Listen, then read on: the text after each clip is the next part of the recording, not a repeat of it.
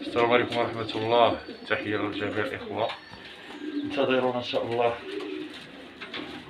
في تصوير أو تسجيل فيديوهات للرتب الثلاثة الأوائل ضمن جمعية مولاي إسماعيل. إن شاء الله اليوم سنحط الترحال عند الأبطال الزايح الحاصلين على الرتبة الثالثة، وعند طارق البراسي الحاصل على الرتبة الأولى والثانية للتعريف بالسلالات المتألقة في هذا السباق الصعب الذي كان هو سباق الشماعية في رياح معاكسة وأجواء صعبة. تحية لجميع الإخوة.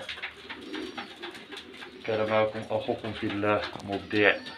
إن شاء الله نرجعوا نصوروا فيديوهات الأبطال، اللهم يسر ولا تعسر يا رب العالمين.